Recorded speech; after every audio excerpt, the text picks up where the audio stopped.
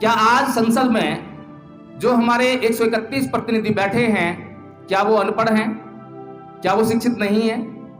क्या इस देश की तमाम विधानसभाओं में जो हमारे प्रतिनिधि गए हैं, क्या वो अनपढ़ हैं? क्या वो पढ़े लिखे नहीं हैं? क्या इस देश के तमाम रिजर्वेशन के आधार पर आईएएस आईपीएस बने लोग शिक्षित नहीं हैं? क्या वो अशिक्षित हैं? अगर ये सभी लोग शिक्षित हैं तो फिर हमारा संविधान आज किस लिए खतरे में है? अगर ये सभी लोग शिक्षित हैं तो आज हम घर पर बैठकर सुख की नींद क्यों नहीं ले पा रहे हैं? आज भी हम मंच के माध्यम से क्यों चिल्ला रहे हैं कि संविधान खतरे में है? लोग जिस दिन इस देश की सरकार आपके संविधान से छेड़छाड़ करे और वो जो 131 सांसद जो शिक्षित होकर वहां पहुंचे हैं, उस दिन वो अगर अपना वोट वहां से खींच लें, अपना त्याग पत्र दे दें, तो सरकार वहीं गिर जाएगी।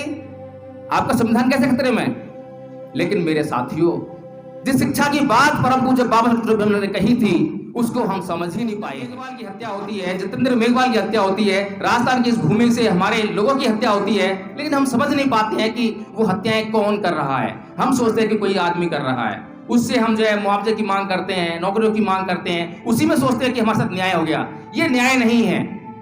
आपके साथ में, एक परिवार साथ में न्याय होने से न्याय नहीं होता। समाज पर अत्याचार हुआ है, सामाजिक न्याय होना चाहिए, और सामाजिक न्याय जब तक नहीं होता जब तक कि आप उस व्यवस्था को लात मारकर दूसरी व्यवस्था जो बाबा साहब ने आपको मार्ग दिखाया है उसको नहीं अपना लेते, तब तक न्याय नहीं होने वाला। अरे अगर धर्म जो है निजी मामला है, तो निजी मामले कहाँ होते हैं? मंच पर होते हैं क्या? बहुत बड़ी भीड़ इकट्ठी जाती है क्या? जो निजी मामले होते हैं वो घर की चार दीवारी में निपटाए जाते हैं। अगर उन्हें अपने लिए धर्म प्रचार करना होता, अपने लिए बौद्ध बनना होता, तो वो अगले ही दिन जाके हिंदू धर्म छोड़ के मुसलमान बन गए होते, ईसाई बन गए होते, सिख बन गए होते, बौद्ध बन गए होते। क्या हम आज हिंदू धर्म छोड़ चुके हैं? बताइए आप में से कि आप में से यहाँ बैठे हुए कितने लोग हिंदू धर्म को छोड़ चुके हैं? हाथ करके बताइए, कितने छोड़ चुके हैं? एक भी नहीं है। फिर अपमान कौन कर रहा है? अगर बाबा साहब डॉक्टर भीमराव अम्बेडकर का अपमान करने वाली व्यवस्था में आप लोग शामिल हो, तो क्या आप अपमान नहीं कर रहे हो? दूसरा अपमान करे तो आप उसके चक्का जाम करते हो, हिंसा करते हो, और खुद अपमान कर रहे हो तो क्या करोगे? परम पूज्य बाबा साहब डॉक्टर भीमराव अम्बेडकर बड़े हो गए, बहुत सारी डिग्री हासिल कर ली, संविधान के रचयिता बन गए, पहले लॉ मिनिस्टर बन गए, तब तो वे बदला ले सकते थे। क्या परम पूज्य बाबा साहब डॉक्टर भीमराव अम्बेडकर उस मास्टर के पास गए बदला लेने के लिए जिसने उन्हें पानी नहीं पीने दिया, जिसने उन्हें शिक्षा लेने नहीं दी? उस नाई के पास गए जिसने उनके बाल नहीं काटे? उन तमाम लोगों के पास गए बदला लेने के लिए जिन्होंने उनका अत्याचार किए? गए क्या? नहीं गए। ये बात क्या आरएसएस नहीं कह रही है? क्या इसकी जरूरत आरएसएस को नहीं है कि वो किसी भी प्रकार से आपकी जातियों को बनाए रखे?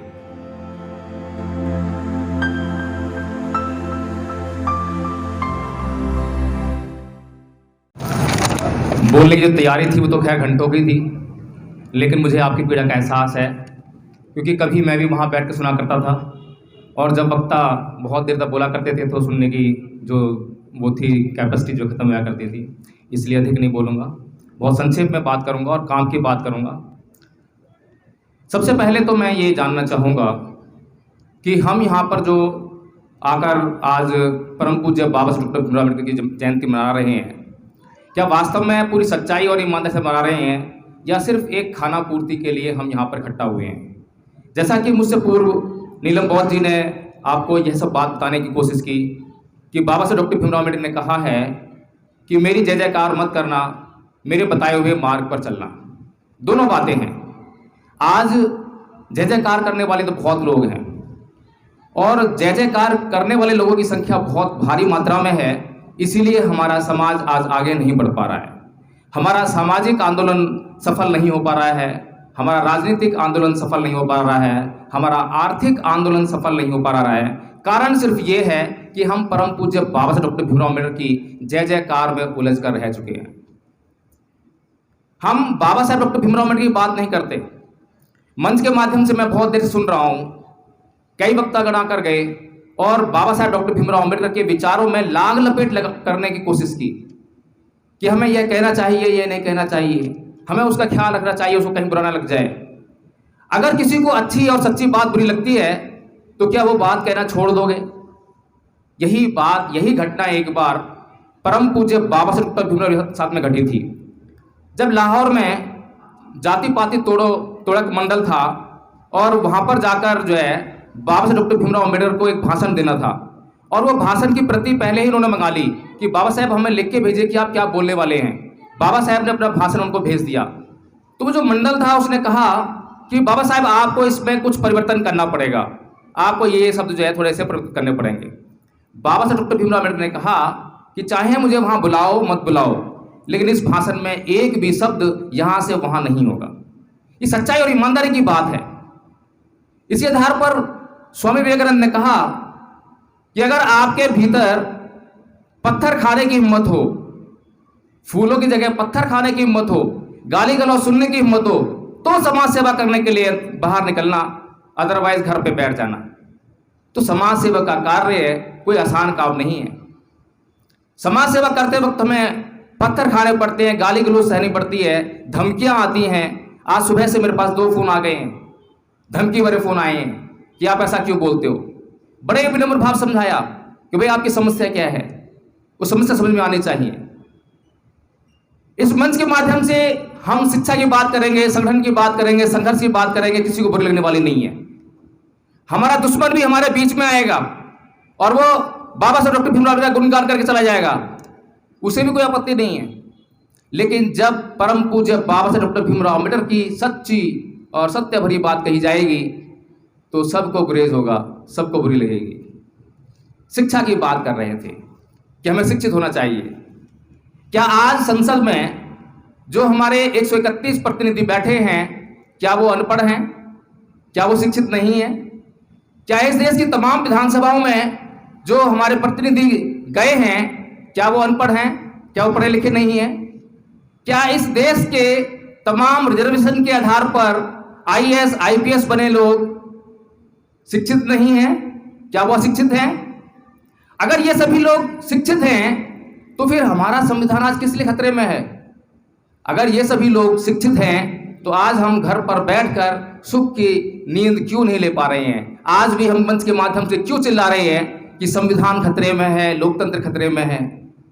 जिस दिन इस देश की सरकार आपके संविधान से छेड़छाड़ करे और वो जो 131 सांसद जो शिक्षित होकर वहां पहुंचे हैं, उस दिन वो अगर अपना वोट वहां से खींच लें, अपना त्याग पत्र दे दें, तो सरकार वहीं गिर जाएगी।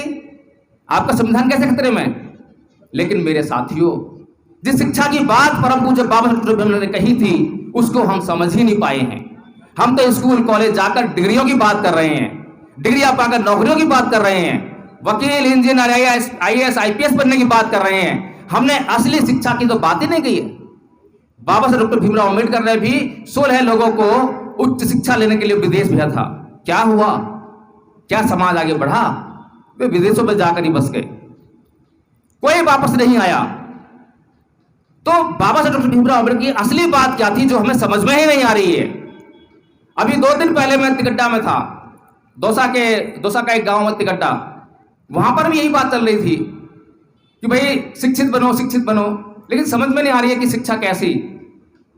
वहां पर एक व्यक्ति आगे बोला मंच के माध्यम से कि हम बैरवा समाज से हैं और बैरवा समाज भारद्वाज ऋषि की संतान है, उसका वंशज है। अब बताइए, क्या ये बात डॉक्टर भीमराव अम्बेडकर की बात है? हर एक जाति के साथ में ऐसी बातें जोड़ी जा रही हैं। क्या हम जान पा रहे हैं कि ये बातें कौन जोड़ रहा है? अभी नीलम बहुत कह रही थी कि असली शिक्षित व्यक्ति वो है जो अपने दुश्मन की पहचान करता है। एक व्यक्ति हमारे बीच में आके ये बात बोलता है और हम पहचान ही नहीं पा रहे हैं कि वो आदमी किस मंतव्य से वो बात बोल रहा है, किस क्लास से वो निकल कर आया है जो बात कह रहा है। हमें बात समझ में नहीं आ रही है। ये बात क्या RSS नहीं कह रही है? क्या इसकी जरूरत RSS को नहीं है कि वो किसी भी प्रकार से आपकी जातियों को बनाए रखे? तो शिक्षित बनने का मतलब हम समझ नहीं पाए और हम लगातार RSS के द्वारा प्रायोजित कार्यक्रमों में भाग ले रहे हैं। RSS हमारे बीच में आकर अपना प्रचार प्रसार करते अपनी बातों को कहती है और निकल जाती है। तो हमें ये समझना पड़ेगा कि आखिर परम पूज्य बाबा साहब डॉक्टर भीमराव अम्बेडकर किस शिक्षा की बात कर रहे थे। अब अपनी बात को आगे बढ़ाते हुए एक बात आपसे पूछना चाहता हूं कि यदि बाबा साहब डॉक्टर भीमराव अम्बेडकर का कोई अपमान करे तो उनके अपमान का बदला लेने के लिए कौन कौन तैयार है? हाथ कर बताएं, कौन कौन बदला लेगा? सारे लेंगे। एक भी व्यक्ति ऐसा नहीं है जो परम पूज्य बाबा साहेब भीमराव अम्बेडकर को अपमान करे तो उसका बदला ना ले। तो क्या आपने बदला लिया? परम पूज्य बाबा साहेब भीमराव अम्बेडकर को जब स्कूल के भीतर बैठकर, क्लास के भीतर बैठकर शिक्षा ग्रहण नहीं करने दी गई तो क्या वह उनका अपमान नहीं था? जब उन्हें भरी गर्मी में भी प्यास लग रही थी लेकिन पानी नहीं पीने दिया गया, क्या वह अपमान नहीं था? नाई ने उनके बाल काटने से इनकार कर दिया, क्या वह अपमान नहीं था? क्या आपने उसको समझा? क्या आपने वो बदला लिया? चलिए कोई बात नहीं, परम पूज्य बाबा साहेब बड़े हो गए, बहुत सारी डिग्री हासिल कर ली, संविधान के रचयिता बन गए, पहले लॉ मिनिस्टर बन गए, तब तो वे बदला ले सकते थे। क्या परम पूज्य बाबा साहेब भीमराव अम्बेडकर उस मास्टर के पास गए बदला लेने के लिए जिसने उन्हें पानी नहीं पीने दिया, जिसने उन्हें शिक्षा लेने नहीं दी? उस नाई के पास गए जिसने उनके बाल नहीं काटे? उन तमाम लोगों के पास गए बदला लेने के लिए जिन्होंने उनका अत्याचार किए? गए क्या? नहीं गए, लेकिन बदला तो लिया उन्होंने।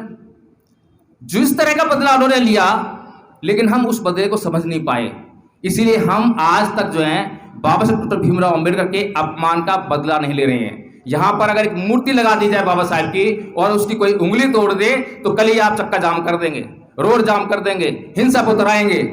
लेकिन जिस अपमान का बदला और जिस प्रकार से परम पूज्य बाबा साहेब ने लिया, उसको आप समझ ही नहीं पा रहे हैं। बाबा साहेब भीमराव अम्बेडकर के ऊपर बचपन से अत्याचार हो रहे थे, तो 1935 में उन्होंने एक घोषणा की कि मेरे ऊपर जो अत्याचार हुए हैं वह किसी व्यक्ति ने नहीं किए हैं। अगर मैं उस मास्टर से पूछ के आऊं कि तुमने क्लास में बैठकर पढ़ने क्यों नहीं दिया, तूने मुझे पानी क्यों नहीं पीने दिया, उस राय से पूछूं कि उसने मेरे बाल क्यों नहीं काटे हैं, तो वो क्या कहेगा? वो ये नहीं कहेगा कि मैंने नहीं काटे या मैंने नहीं पढ़ने दिया, तो वो कहेंगे कि हमारे धर्म शास्त्र, हमारा धर्म इस बात की इजाजत नहीं देता है कि तुम्हारे बाल काटे जाएं, तुम्हें पढ़ने दिया जाए, तुम्हें पानी पीने दिया जाए। तो परम पूज्य बाबा साहेब अम्बेडकर इस बात को अच्छी तरह समझ गए कि समस्या कहां पर है। समस्या उन दो चार लोगों में नहीं है, समस्या तो एक व्यवस्था में है, उस व्यवस्था को छोड़ना पड़ेगा। इसीलिए परम पूज्य बाबा साहेब अम्बेडकर ने सन 1935 को येवला की भूमि से यह घोषणा की कि मैं हिंदू धर्म में पैदा हुआ, यह मेरे बस की बात नहीं थी, लेकिन मैं हिंदू मरूंगा नहीं। यह व्यवस्था की बात थी, यह अपमान की बात थी। क्या हम समझ पाए? क्या हमने छोड़ा? क्या हम आज हिंदू धर्म छोड़ चुके हैं? बताइए आप में से कि आप में से यहां बैठे हुए कितने लोग हिंदू धर्म को छोड़ चुके हैं? हाथ करके बताइए, कितने छोड़ चुके हैं? एक भी नहीं है। फिर अपमान कौन कर रहा है? अगर बाबा साहेब भीमराव अम्बेडकर का अपमान करने वाली व्यवस्था में आप लोग शामिल हो तो क्या आप अपमान नहीं कर रहे हो? दूसरा अपमान करे तो आप उसके चक्का जाम करते हो, हिंसा करते हो, और खुद अपमान कर रहे हो तो क्या करोगे? खुद क्यों नहीं सोचते हो कि कैसे अपमान कर रहे हो आप? जो है जिस दिन आप हिंदू धर्म को छोड़कर, बाबा साहेब भीमराव का कथन है, मेरा कथन नहीं है, मेरा कथन नहीं है ये मैं नहीं कह रहा कि हिंदू धर्म छोड़ो, बाबा साहब ने कहा था, इसीलिए मैं यहां पे कह रहा हूं। अगर मैं ये बात कह रहा होता यहां मंच के माध्यम से तो कल ही मेरे ऊपर एफआईआर हो जाती, लेकिन मेरे ऊपर अगर एफआईआर नहीं हो सकती है तो उसका एक बात कारण यह है कि ये बात बाबा साहेब भीमराव अम्बेडकर ने कही और ये इतिहास में दर्ज है। तो बाबा साहेब अम्बेडकर ने 1935 को हिंदू धर्म छोड़ा और 14 अक्टूबर 1956 को बौद्ध धर्म को ग्रहण किया। लेकिन हम ये भी नहीं समझ पाए कि बौद्ध धर्म ग्रहण किया है तो हम सोचे कि धर्म तो निजी मामला है। अरे अगर धर्म जो है निजी मामला है तो निजी मामले कहाँ होते हैं? मंच पर होते हैं क्या? बहुत बड़ी भीड़ इकट्ठी जाती है क्या? जो निजी मामले होते हैं वो घर की चार दीवारी में निपटाए जाते हैं। अगर उन्हें अपने लिए धर्म प्रचार करना होता, अपने लिए बौद्ध बनना होता, तो वो अगले ही दिन जाके हिंदू धर्म छोड़ के मुसलमान बन गए होते, ईसाई बन गए होते, सिख बन गए होते, बौद्ध बन गए होते।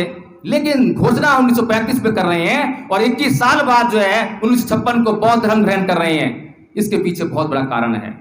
इसके पीछे कारण यह है कि उनको बौद्ध बनने की आवश्यकता नहीं थी। बताइए मुझे 1956 तक कौन सा ऐसा काम रहा था जो वो नहीं कर पाए थे? संविधान लिखा जा चुका था, हिंदू कोड भी उन्होंने लिख दिया था और तमाम सारे कार्य संपन्न हो चुके थे। सारे कार्य उन्होंने धर्म परिवर्तन के बिना ही किए थे, अपने लिए धर्म परिवर्तन नहीं किया। अपने लिए उन्होंने जब बौद्ध धर्म नहीं अपनाया, बौद्ध धर्म अपनाया इस समाज के लिए। उनको पता था कि मैं कल को नहीं रहने वाला, मेरी आयु उतनी लंबी नहीं है, मैं अमर नहीं हूं।